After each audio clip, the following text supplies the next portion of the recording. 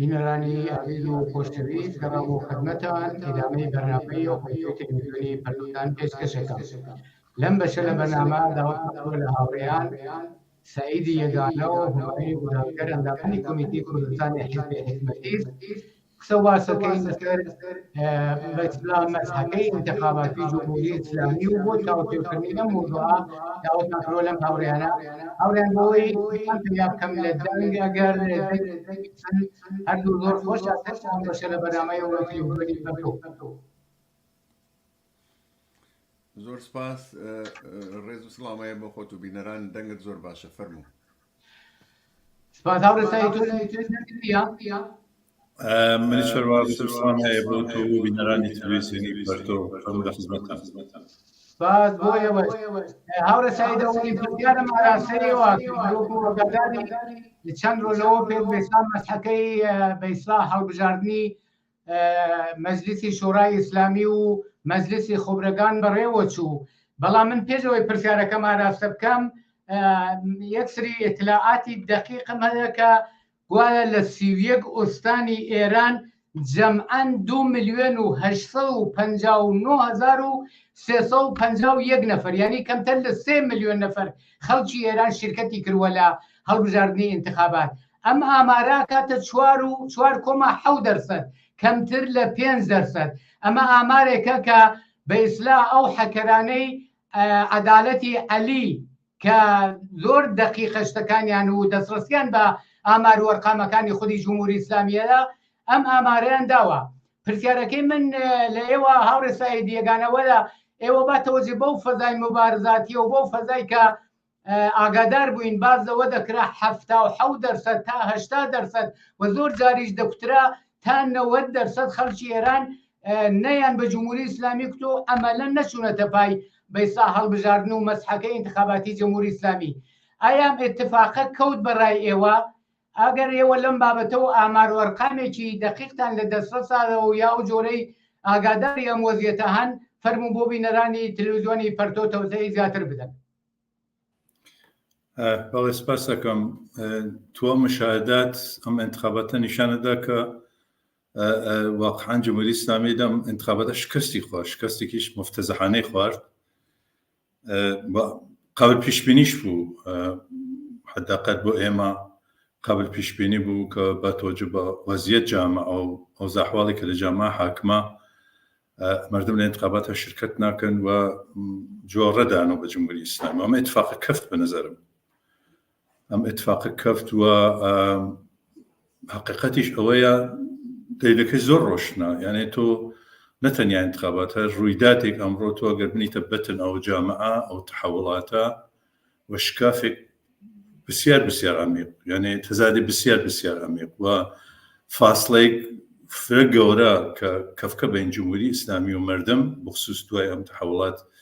ساڵ 1400 و بەرامەد ئینقلابیە خۆ زۆر ڕۆشن بوو کە ئەمیشە ئەرسەیەکە کە مردم نیشان بن بە جمهوری ئیسلامی کەم ڕژیمیانە گەرەک نییە بدەلایەن مختلف، مەسەلەی فەقر، فەلاکەت، اختناق، 44 ساڵ بەدبەختی و بێچارەکی بۆ مرد جامعەی تەحمیل کردگا زۆر ڕۆشن بوو کە مردم لەو انتخاباتە شرکت ناکەن. قابل پیشبینی بوو و بەنظر من گەورەترین افتزاح سیاسی بوو لە حیا جمهوری ئیسلامی لە ڕۆژێک کە بە قدرت گەیکە. یعنی تۆ گەر مقایسەیەکی مەسەڵەن تەک 1400 کە انتخابات ڕیاست جمهوری بوو کە ئەوەی چه باس افتزاحێک سیاسی بوو و مردم عموماً شرکتیان نەکرد یا ئەکسەر مردم شرکتیان نەکرد. ئەم انتخاباتی بەدەبێت دوای ئەو تحولاتە بەنظر من نیشانیدا کە ئەم مردم جمهوری ئیسلامی گەرەکیان نییە، جمهوری ئیسلامیان گەرەک نییە، مخالف ئەم ڕژیمە وەخەهان سەرنگونی ئەم ڕژیمە. هەر بۆ دەیدە بەنظر من لەم انتخاباتە نیشانیاندا کەم ڕژیمیانە گەرەک نییە. ئەمە قابل پیشبینی بوو بە ئیزافەیە کە تو حتا خودی ڕۆژنامەکە داخل ئێرانیش تماشاکەی هەر لە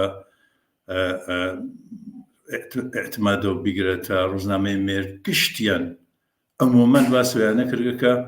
زەعیفترین انتخابات لە جمهوری ئیسلامیە بووگە. یعنی ئەوەڵین انتخاباتە کە نیمەی لە کاندیداکان وێستا کەفتنە دەردوو. تۆ ئەگەر تۆ مەسەڵەن فەرزکەی تۆ 4 ملیۆن لە وەڵینەکەەوە ئامارێکەوەدا تۆ فەرزکە 10 ملیۆنیش ئەگەر مردم لەو انتخاباتە شرکتیان کردوێت عموماً بنیامگەرێکن کە ڕژیمنا هەوادارە و ڕژیمە بالاخره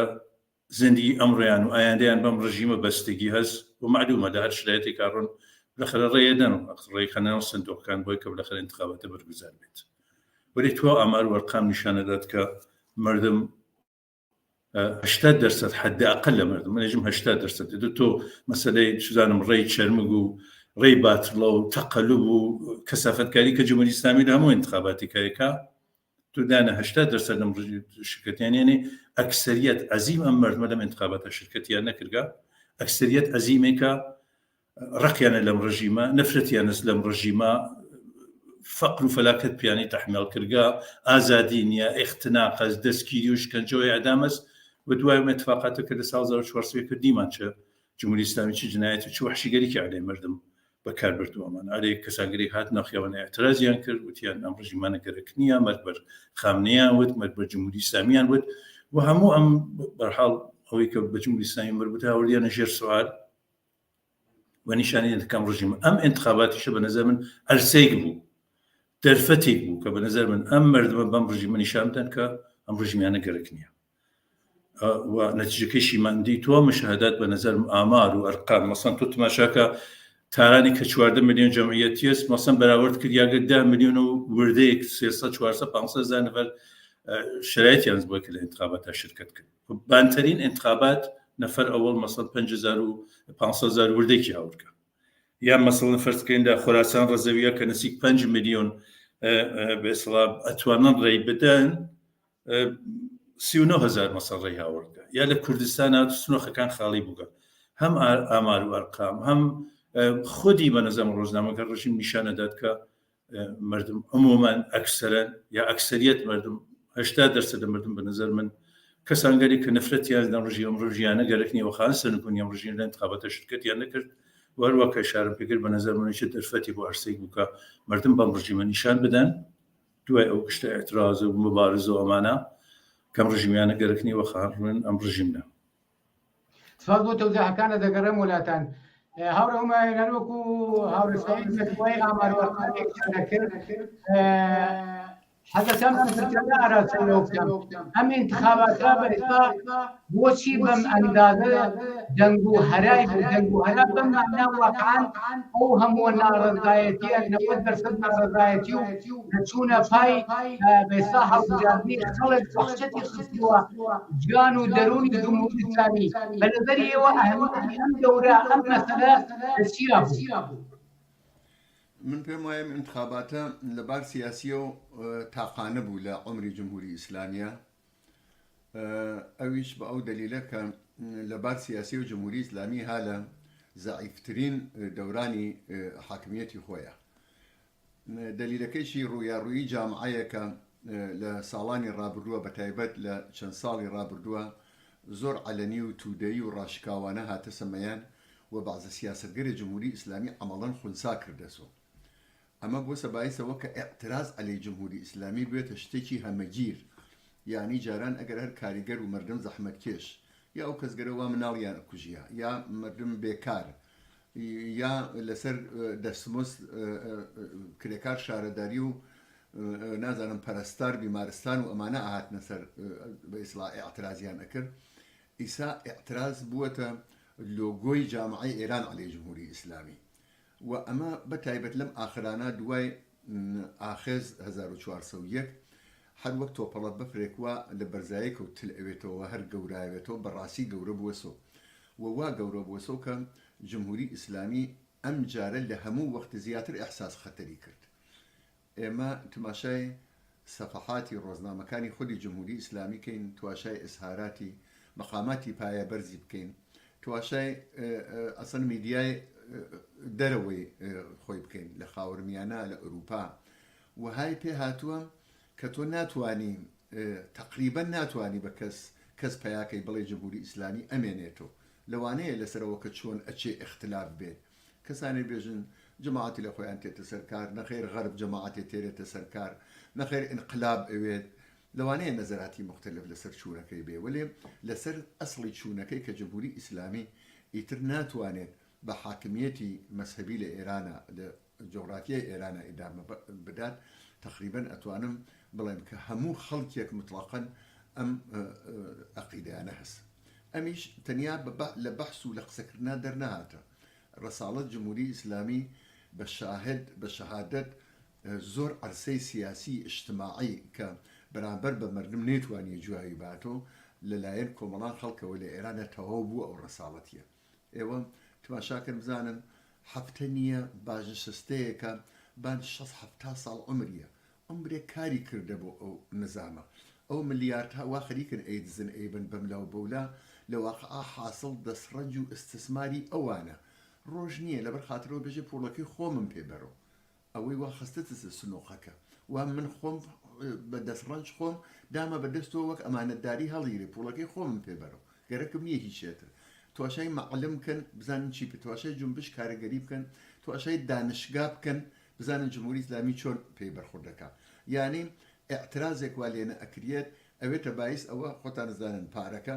هەموو ئەو ئوستادانە کە حتاوا نۆیترال بوون یعنی بێتەرەف بوون گشتیان بانشست کرد و لایەن برد جەماعەتێک ڕۆزەخان مەسهەبی ئەو کەسانەی وا فقط کۆمەکەن بەوە کە جمهوری ئیسلامی بمێنێتەوە هاوردیانە سەرکار و ئەمە لە مورد هەموو شوێنێکەوە سدقەکە لە دانان شارەدار و فەرماندار و هەموو شتێکەوە تا ئەگەی حتا بەم انتخاباتە وایە خۆتان دیتان کە حتا نزیکترین کەسەکانیان کە تا دوێکە لە سەفی خۆیان نابوون ئەمانە تەئید سەلاحیەت نەکریان ڕەدۆ بوون و بەعزێکیان حتا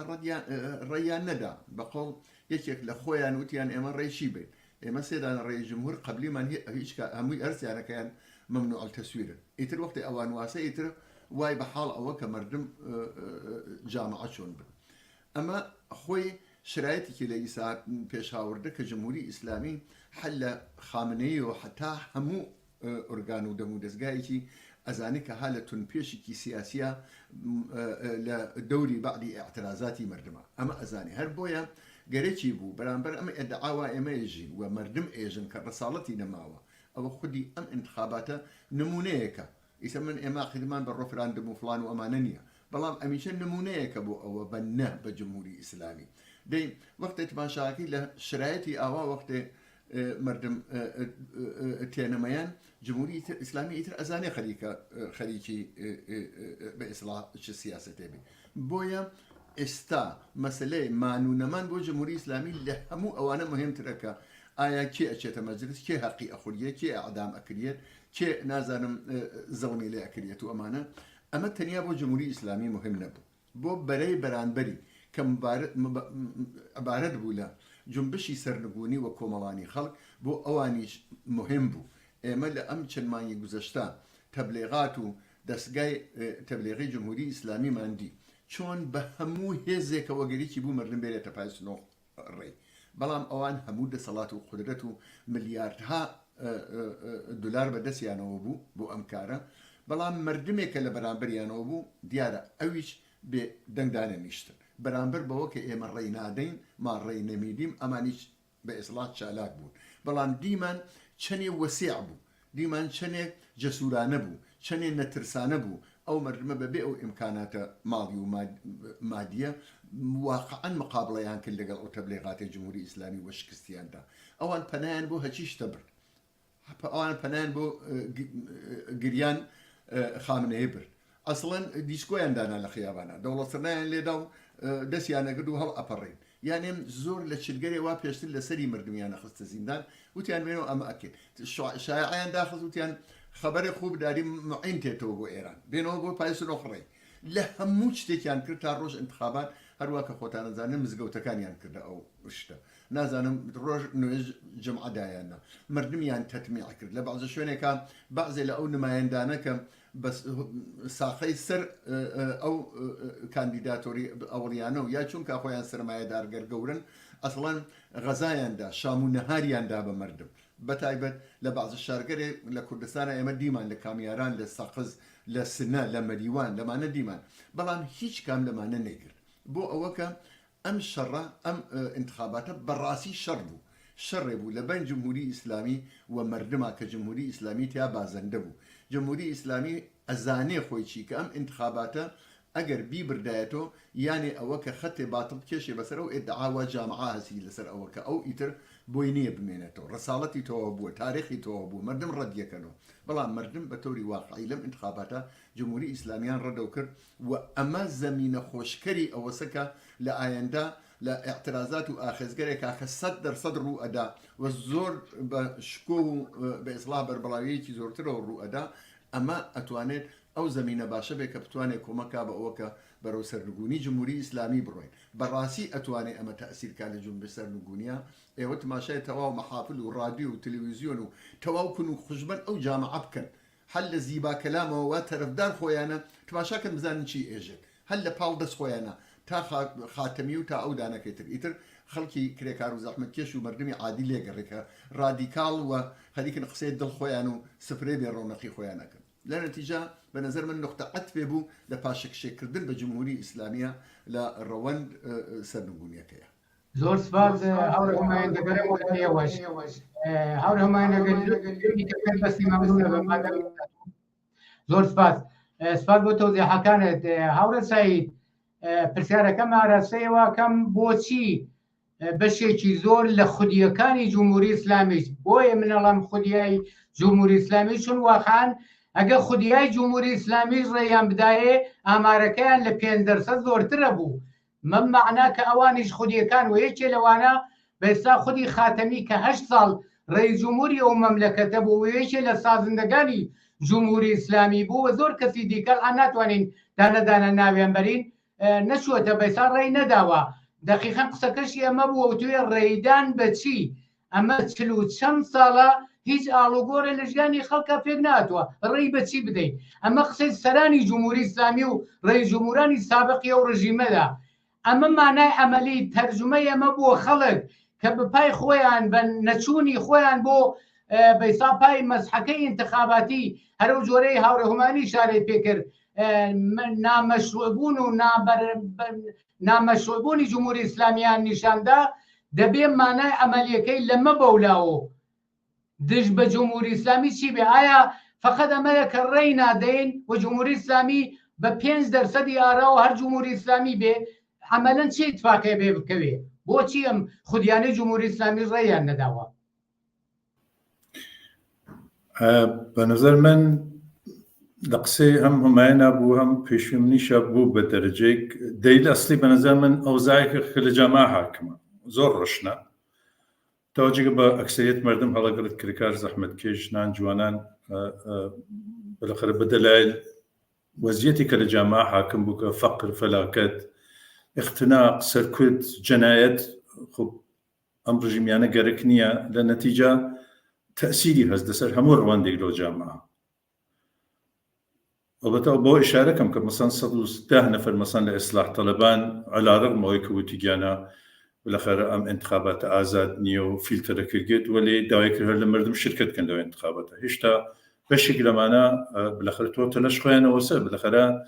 زندگی ئەمانیش و ئایندەی ئەمانیش و ئەمانە بالاخره ڕەفتێز بمانەوەی جمهوری ئیسلامی ئەگەر سەرنگون بێ خۆ بژێرپای ئەمانیش خاڵیە بالاخره ئەمانیشە نەخشیان بووگە لە 44 ساڵ حاکمیەت و جەنایەت و بالاخره ئەم شرایطەکە لە ئێران حاکم بووە نەخشیان بووکە خودی ئیسلاح طەلەبان لە نەتیجە تەسیر لەسەر ئەوانیش هەست بە نظر من مەسئلەی سەرنگونی جمهوری ئیسلامی ئەوەی کە ئەم جامعە و مردمە جمهوری ئیسلامیان گەرەکنی تەسیر لەسەر تەسمی ئەوانیشی دانیاکە تێگەی چێژم یعنی موقعیت ئەوانیشی متزەلزل کردگا ئەوانیش بەو نەتیجەگەیەکن تازە لەم وەزیەتە ناتوانین کارەکەی ناتوانین تەغییری ئیجادکەی ناتوانین شرایەتی ئیجادکەی کە هەم بەقەیەم ڕژیمە تەئەمین بێت هەم مردم ڕازی بێت دەست لە مۆبارزە و ئێعتراز و ناڕزایەتی بکێشن دەست لە نفرەت لە جمهوری ئیسلامی بکێشن لە نەتیجە بە نەزەر من تاوەجێگە بە ئیسلاح طەلەبان هەڵەگەڕێتەوە دەورەیان تووە بووکەوە من چەندین ساڵ 20 ساڵ تەلەش خۆیان کرد بالاخره ئیسلاحاتی بۆ وجوب بێنن شرایەتی ئیجادکەن کە ئەم ڕژیمان بەقای تەئەمین بێتەوەی کە مردم بە دەرەجەیەک ڕازی بن منتەوە موفق نەبوون و آخر واقبەتی بوو ئەم شرایطە کەران ئێمە شاهدی هاینەوەمانە منتەها بە نظر من ئەسڵەکەی هەڵەگەڕێتەوە موقعیت مردم موقعیت جامعە بە نفرەتی عەزیم کە ئەم مردمە لە جمهوری ئیسلامیان هەسیان بە دەری فەقر و بەدبەختی و بێچاری کە پیان تەحمیل بووکە ئەساسەکەی بە نظر من ئەمەسە یعنی تەئسیری لەسەربان حکوومەتیش دانیە هیچ دوورنمایەک ناوێنن ئەزانن کە بەتێبەت شاهد اعتراضاتی وەسیع بوون 1400 کە مردم وەسیعەن هاتنە خیابان، ژنان جوانان کرێکاران هاتنە خیابان و توێشە ئەو جامعە کرد عن اعتراض و اعتصاب و ناڕزایەتی ڕۆژ بە ڕۆژ خەریکە فرتەوێتەوە گۆستەریش پێیاکاتۆمانە لە اینجا هیچ ئومیدێ بە نەزەرم و بەشی لە حاکمیەتیش نەماکە کە بتوانێت تەغییری داتەوە بەقەی ئەم حاکمیەتە تەزمین کردێت و بە نەزەر من نکتەی مهمتر ئەوە سەرتاوەجێگە بە سەختەی بێستا هەستەی سەخت خودت هەڵگەڕێتەوە خامنەی و دەوروبەری و سوپا و بسیجوانە بە نەزەر من کوچکترین نفۆزێ ناتوانێت ئیتر بێڵنەوە یعنی هەر نوع اعتراضی حتى لەناو خۆی چیانە إصلاح طلبة غير إصلاح طلبة بنظر من نتوان قبولي كان الشرائط ويلي هاتكو كجمهوري إسلامي بوي كبتاخ بقاي خوي تزمين كات هيج ريغي كينا ما سوى جو سوى كا هرشي فرتر خوي فشورده بكاتو خوي يقدس كاتو بو آمادگی تقابل كلي كلا عنده پیش بینی کا بنظر من وام انتخابات تعوجي بخودي جمهوري إسلامي هلا قرتو قسمان کرد تو تلاش خوی کرد بالاخره بازارگرمی ایجاد کرد همو ترفند استفاده کرد همو امکانات استفاده کرد تبلیغاتی که باش کرد بالاخره مردم بیرته پای انتخاباتم تنو انتخابات گرم که منتها هدف جمهوری اسلامی به نظر من اگر تو توشه کاندیداکان کی حتی نسبت به انتخابات قبلت هر چه زمان گذریا جمهوری اسلامی تلاش کرد ام حکومتی یک دست وکاتو مجلس یک دست وکاتو تو ارگانکان یک دست وکاتو الان نیمه مجلس جزو مسؤولين سبان گشتیان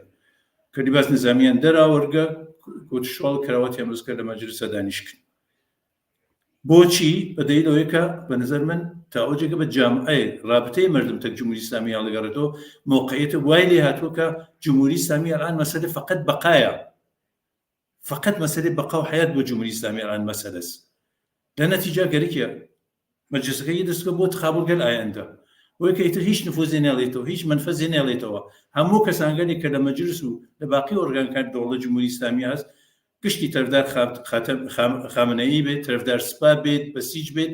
و بتوانن ئەم حکوومەتە نیگابێرن حیاتی و بەقای ئێدامە بدەنەوەمانە ئەمە بە نەزەر من مەسەلەی ئەسلیە تاوەجێگە بە بەشێک لە حکوومەتی شەڵێگرێتەوە هەر بەم دەیلە بە نەزەر بەدەی لەم تەناقزاتە و ئەم فاصل و شکافکە لەبین مردم و جمهوری ئیسلامیە بە وجوهاتکە وەی کە ئەم مردمە خان سەرنگونی ئەم ڕژیمە بەنظرم ئومیدێک نەمەواسەوە بۆ نەبوو ئیسلاح تەڵەب نەبوو کەسانگەری وارحاڵ تەلاشیان کرد تا ئیسا بە جۆری ئەم ڕژیمە نیگابێرن حياتي تزمين كان بقاي تزمين كان بنظر من بو اوانيش ام دورانه گزرياغا يعني ام مقطعات تيبار بوغا لان اذا اشتك ما قصو بنظر من مساله جمهوريه اسلاميه ومردمن ك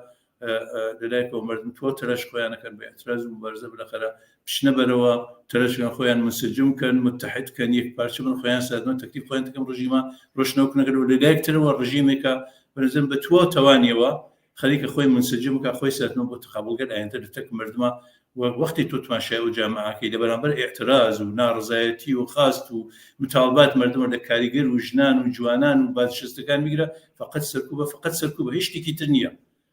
تيكي تنية يعني تتماشى كي كوشك ترين خاص يا مطالبة نكري كارنا بعض شستكان وقولهم عين يجي 2 سال بعض شستكان هر هفته دور جانا ناخيابانا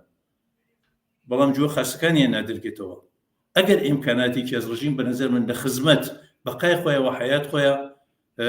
تیرکردن نیروی نظامی بسیجی پاسداری نیروگر امنیتی بود خالوگر آینده لتک مردم اما به نظر من شرایطی که ایران حاکمه نتیجه دوره اصلاح طلبی و معنیشه و که بتوانن بالاخره تلاشی بکنم حیاتم رژیم تزمین کنم به نظر بو آوانیش نماگه باشی کی به نظر من عافیت طلبیه اما نه زن ام رژیم اچیت ام رژیم نامینی دیریازو بالاخره ام مردم نتوان تحمل کن تكليف خيان تكم رجيم روشنا كانوا بالاخره قالك يعني هالشيء يعني بفروشن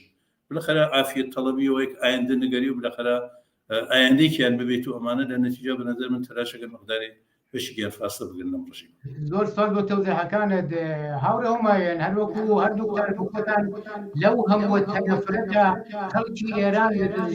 جمهوريه اسلاميه يعني وفضای مبارزاتی که لإيران هیچ همو خلق آگادارنو او فضای مبارزاتی جذب جمهوری اسلامی هیا لأفکار عمومی دنیاشا بشی کی زوری خلقی دنیاش آگادارن خلقی ایران جمهوری اسلامی نایو زور لمیرزا جمهوری اسلام لجمهوری اسلامی رد بونو خواهانی سرنگونی جمهوری اسلامی پرسیارکی من لیوا ودا باتوجبم فضا و تنفره که لجمهوری اسلامی هیا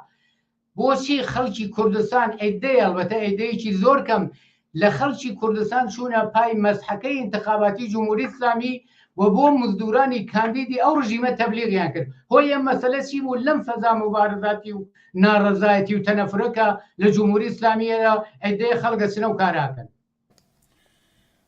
خۆشبەختانە لە کوردستانە ئەلبەتە کوردستان کەمترین ڕێژەی بەشداری مردم نەبوو بازە ئوستانگەرێ تریش بوون کە حتا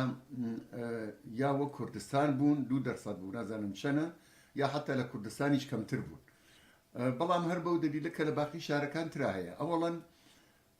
جمهوری ئیسلامی 40 ساڵە لە ئەو مەملەکەتا کارەکات هیچ ڕژێمێکی دیکتاتۆری تا ئاخر ڕۆژەکانی بە بێدار و دەسەدا نامێنێ من تێرمیەوە بیر ئەو کەسانی وا هاونەسەڵ منن حتا لە ساڵ 57 وا ئیتر هەموو کەس ئێزانی ڕژیم شاهنشایی ئەڕۆت چەندین دەحبە لە شارەکان ئێرانە جەماعەتێ عەلەم و کوتەڵیان بەرزەو کرد جاوی شایان نەکرد هەل لە ئەو وەختیشە یعنی منافع مادی شتێکە لە حەچی کۆمەلگا و جامعە نەخش ئەنوێنێ جمهوری ئیسلامی لە ئەم 40 ساڵە زۆر زیاتر لە ڕژیم پادشاهی توانیە نفوس کاتە ناو بەشکرێک لە جامعە کارم تەنیا بە نەفوزی مەسهەبیەوە نییە ارتجاعی مەسهەبەوە نییە حتا لە باری تەمینی مادیەوە حتا لەباری ئەوە کە ئەمنیەتی مادی بازە کەسگەرێک بە ئیسلاح تەمینکە ئەمە دلیلێکیە یعنی لەشکری تەرەفدارانی نظامی و کشوەری و لەشکری جمهوری ئیسلامی کەم نییە تا ئێستاشە بەڵام حتا لەناو ئەویشە ئێمە دیومانەکە شەقی بردە ئەو سەفە بینەرانی ئێوە حتمما دیویانە چەند نەفەر هاتوون کارتی بەسیجی خۆیان لە بەرچاو مردمەوە لە دنیای مەجازیە ئەلەنەن ئاور تێبەردا دایک ئەو کەسەوە مناڵەکەی لە شەڕا کوژیا خۆیان پێیانێژن جانباز یا خانەوادەی کوژراو کە خۆیان پێیانێژن خانەوادەی شەهید بە لێشاو هەیەکە وەکو مردمی تر جنێوەدەن بە جمهوری ئیسلامی و هانە ناو جنبشی سەرنگونیە و منزورمەوەیە وەک معلمان بیرەکەن وەک بانشستەکانی معتەرز بیرەکەنەوە ئەمە ئەسڵەن هین نییە عەجیب نییە کە بلەخەرە لە دەورەیەکە لە ئەم دەورە جمهوری ئیسلامی ئەو کارەکە تازە من ئەبێ بەوە ئیشارەکەم هەر وەک تۆ و سەعیش باستان کرد بەویشەوە تماشاکەی ڕادەی شرکەتی مردم تازە یەک ڕقمی بووە یانێ چەندێکی ماوە جمهوری ئیسلامی دوای ئەرتەشی 20 میلیۆنی دوای ئەو گشتە هینە ئیمکاناتە کە بۆ ئەوان فەریبی داینە بەڕاستی ئەو مردمە کە شرکەتیان کرد ئەتوانین بڵێن بەشی ئەسڵیان ئەو کەسانە کە مەنافعیان گرێ خواردە بە نێوانە جمهوری ئیسلامیەوە بەڵام گشتی ئەوە نییە بلەخەرە ئەو جامعەیەکە کە مردم فەقیر و هەژاری هاتیە بە قەوڵی خۆمانەڵێن ئەوامی هاتیە یا کەسگەرێکی هاتیە زندگی بۆیان پراگماتیسمە یانێ گەرەکیانە تیکەی نانیان ببی بە نەسەر سفرەی مناڵەکەیان لە شرایط سەختە ڕوو ئەکەنە فرەتشت ئیسا ئەمە هیچ ڕوو ئەکەنە دزی ڕوو ئەکەنە قەتڵ ڕوو ئەکەنە دوکان بڕین ڕوو ئەکەنە مەواد فرۆشی ڕوو ئەکەنە زۆر شتتر ڕوو ئەکەنە ئەوەکە لەسەر خیابانە خەریک لەش فرۆشی بن لە نەتیجا قشرێک کەس بەڕاستی جمهوری ئیسلامی وای پێکردە خۆی بە داماوەزانێ بە بێئەعتما دەزانێ خۆشبەختانە ئەوانە زۆر کەمن و ئەوان تەعین تەکلیف ناکەن بۆ هیچ تەحوڵێکی سیاسی وەلێ ئەوە دەستاوەر جمهوری ئیسلامیە نەتیجەی حاکمیە جمهوری ئیسلامیە ئەوە هەست خۆشبەختانە ئێمە دیمان لە ئەم شتا لە ئەم انتخاباتە زۆر کەم بوون حتا ڕوویان نەبوو کە تواشای ناوچاو هاوسێوشتەکانیان بکەن بە دزیەوە ڕۆشتن بۆ ڕێیدا بەڵام یەک مەسەلە هەبوو لەم انتخاباتە ئەویش ئەوە جاران بە هەڕەشە و بە ئیسلاح بڵاوکردنەوەی فەزای ئەمنیەتی و تهدیدکردن بەوە کە نانتان ئەبڕیە حقوقتان ئەبڕیە لە ئیدارە دەرئەکرێن لە مەدرسە نازانم ئەچنە دەرەوە مناڵەکانتان دەرئەکەن بەوانە مردمیان ئەکێشا پای سنۆخ ڕێی مەسلەی مهم ئەوەیە کە ئەمە ئیتر نایبڕێ لە جامعەی ئێرانە یعنی فاکتۆری ئەمنیەتی نەیتوانی بێتە بایسەوە مردم یعنی من ئەوە گەرەکم بێژم ئەو عیددە قەلیلە واچوونە پای سنۆخەکان ڕێین نەت مزدورەکان جمهوری ئیسلامی مردمێک عادی کە لە داماویە چوون کە منەزەر من بەشکەری لە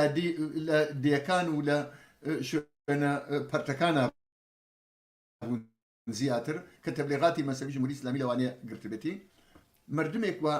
چوونە پای ئەوە لە ترسانە بوو لە احتیاجا بوون مردمی عادی ئێژم نە مزدوران جمهوری ئیسلامی لە سوورەتێکا دەورەکان تر واقعاً بە تایبەت دەورەکان ئەوەڵ خۆ مەشهور بوو ئەیاوت ئەگەر مۆر نەدەن لە شناسنامەکەمان یارانەکەمان پێ نادەن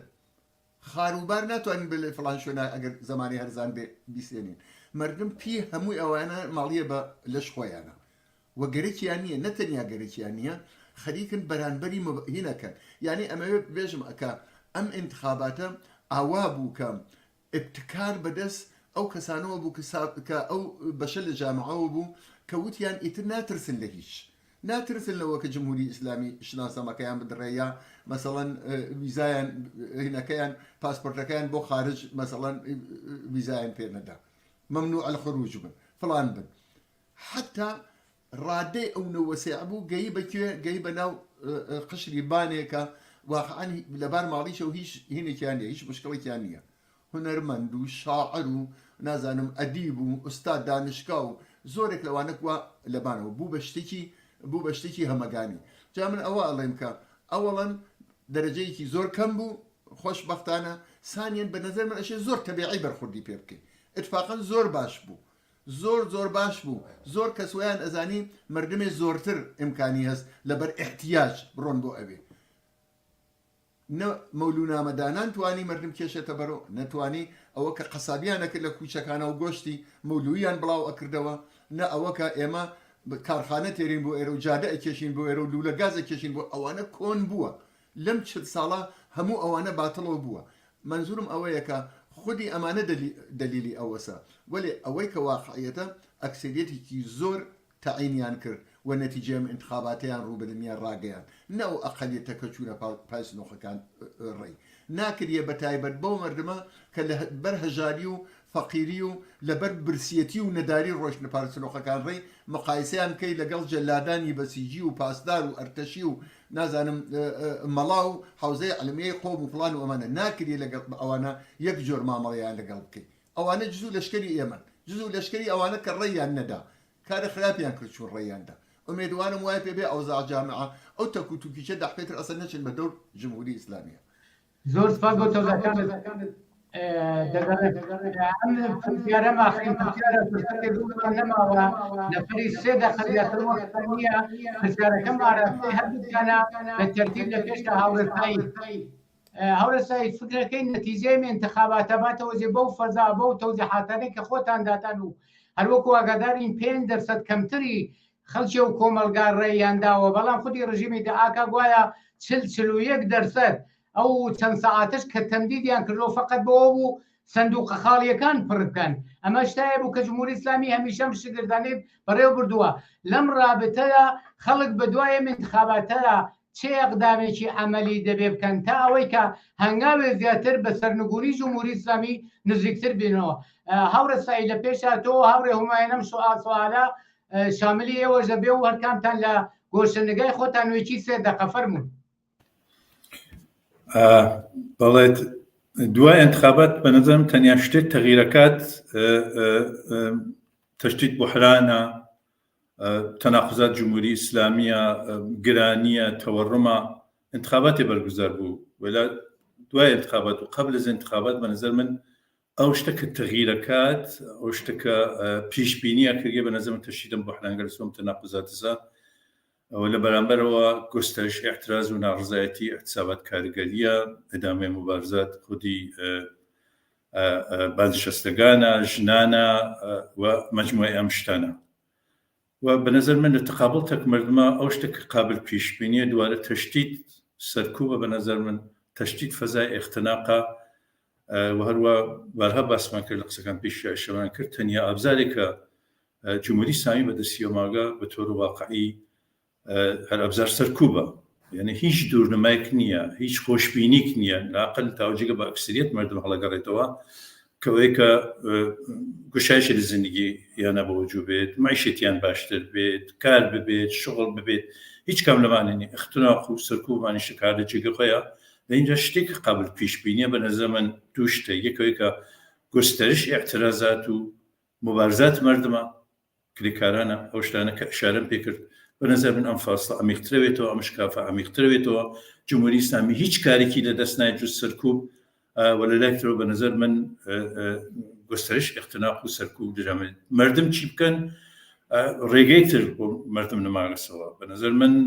چارەیەک تر نییە کە مردم پەنای بۆ بوون انتخابێت تر لە مقابل مردم و قەراری نییە جز ئەو اتفاقاتەکە 1400 کە شایەتی بووین. بەنظر من گسترشی اعتراضات، اتحاد و یەکپارچگی مردم لە مبارزە، ئەوەی کە مردم خۆیان سازمان لە متقابلگەل ئاتی، ئەمانە بەنظر من شتێکە کە هەر بەرپای مردمان بەرپای جامعە و هیچ ڕێگەیەکتر نەماگا، بەخاطر ئەوەی کە جمهوری ئیسلامی بۆی کە هەروەک لە قسەکان پێشتیش ئاشارم کرد تەنیا شتێک ئەلان بۆی مەسەلەی بەقا و حیات خۆیان. لەینجا لە هەموو ئەبزارێک استفادەکە، حتا ئەبزار اقتصادیش استفادەکە بۆی کە پایەگەل اقتصادی خۆی نیروگەل بەسیجی پاسداری ئەگەر ئیمکاناتیت بکاتە بە قڕەکەون بخاتە دفاعکەن حمایەتکەن لە ڕژیمە. ئەنی بەنظر من شرایەتەکە واسە مناسباتەکە وای لێ هاتووە لەلایەکەوە ئەکسەریەتی مردمەکەم ڕژیمیانە قبول نییە و تەلاشەکەن لەم ڕژیمە عبورکەن، تەلاشەکەن مبارزاکەن، گیانفشانیکەن مجموعە لەلایەکترەوە بەنظر من ڕژیمێکە ئیتر ناتوانێت بە بەخای خۆی بەم شێوە ئێدامدا. لەینجا بۆ ئەوەی کە حاکمیەت خۆی بەنظر من نگابێرێ بە حیات خۆی ئێدام بە بەخای خۆی دامە هیچ ئەبزارێکی نەما جز سەرکوب. لەنەیجا گسترش اختناق بەنظر من یەکێلۆ پیشبینیگەڵی یا دوورماگرس کە ممکن لە ئەیندەی ئێرانە دوای انتخابات دووارە بوجود و لە این حاڵە گسترش اعتراض و مبارزاتێکە کە لە دەورەگەل گزشتە شاهد بووین و بە شدەت تشتی دەبێتەوە گسترش پیاکە. دەنگت نایێت هاوڕێ هوماینێوەش 2 دقە وەختانە لە فەرمو وەختەکەمە خەریکەکەەوە. بەڵێ حتمما منیش پێم وایە هەر وەک سعی باسی کرد هەموو شتێک وا عبارەتە لە تعڕج جمهوری ئیسلامی بە معیشەت خەڵک لە زێ خۆی ئەمێنێتەوە. بەڵام من نەزەرم وایە کە ئەم انتخاباتە ئەوێتە باعث ئەوە کە مردم تعڕزی تر بن بەرامبەر بە جمهوری ئیسلامی. بەنظر من لە ئایندا تعادلخوا بە نەفعی خیزش و اعتراضاتی خەڵک لە هەموو شوێنەکە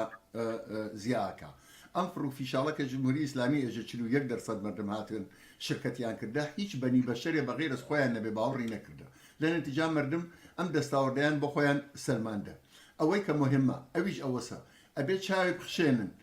بە تایبەت ئەوانە وا ڕەهبەرانن، ئەوانە وا کاربەدەسانی مبارزاتی توودەیین لە ناو تەبەقەی کارگەرە، ناو ژنانە، معلمانە، بازنشستەکانە، تەواو کۆڕ و کۆمەڵ و نەهاتگەر و بە ئیسلاح مەراکزی کاری ئەبێت چاوی بخشێنن بە ئەوە کە ئێستا ئەوزاع لە ساڵ 1401 لە بارترە بۆ زۆر شت. لە هاتنەمەیانی دەوری بەعدی اعتراضاتە ئەبێ ئەو بێ سازمانیە یا ئەو کەم سازمانیە وا لە دەوری قبلا بوو ئەبێ جبرانی بکەنەوە. هاوردنەمەیانی کۆمەڵانێکی وەسیعتر لە مردم بۆ اعتراض ئەمە ئەشەیەکی لە کارەکان بێ. سازماندانیان ئەبەیەکی لە کارەکان تر بێ. پەیوەستبوون و ڕابطە لە بین مەحەلات و شارەکان و ڕاهبەران عەمەڵیە ئەبێ ئەو کارە ئەسڵی و مهمە بێت کە بتوانێت هەروەکو مرکزێکی فەرماندەهی لە ئایندا فرە ڕێکوپێکتر و فرە تەعەڕوزی تر لە دەوری قبل بتوانێت جامعە بکە بە گشت جمهوری ئیسلامیە بۆ ئەوە ئەم نەکبەتە ارتجاع لە سەر جامعەی ئێران و سەرنوێشت نەسڵەکان ئایندا لا ببات. زۆر سپاس بۆ تەوزیحاتکانتان و بۆمەتداریتان لەم بەشە لە بەرنامەی و تەلەڤیزیۆنی کەرتۆدا وەختەکەی ئیجازەمان پێ نادا ئەگەرنا پرسیارم زۆر و زۆر سپاس بۆ تەوزیحەکانتان. بەڵێ بینەرانی عەزیز و خۆشەویست، هەروەکو ئاگادارن و دەزانن ئەگەر چاوێ بخشێنین بە ڕابردووی جمهوری ئیسلامیە بەتایبەت لە دەهەکانی 60 و 70دا بەهۆی کوشت و کوشتاری فەلەیی کە دەیکرد و دەدان و سەدانان هەزاران ئینسانی ئەدام کرد، جۆرێک فەزایەکی دروست کرد بوو کە ئەگەر کەسێ لە کۆمەلگای ئێرانە ڕێی نەدایێ ئەنگوش شومار بوو. بەڵام ئێستا جمهوری ئیسلامی جۆرێک حەزیز و دەرماندە و سەر لێشەوا بۆ بەهۆی مبارزاتی خەڵکی ئێرانەوە ئەگەر کەسێک لەم دەورەدا ڕێی بدە ئەنگوش شومارە لەلایەن خەڵکۆ. هیوادارین کە خەڵکی ئێران بەم هەموو ئەتراز و ناڕەزایەتی خۆیان بتوانن لە چەند وەختی ئایندەدا بتوانن جمهوری ئیسلامی لە ئاریکەی قودرەت پێش نەخوارەوە. بەم جۆرە هاتینە کۆتاییم بەشە لە بەرنامەی ئەوڕۆی تەلەڤیزیۆنی پەرتۆ. ئارەزوومان شادی و سڵامەتی و خۆشیتانن. شاد و سەرکەوتوو بن.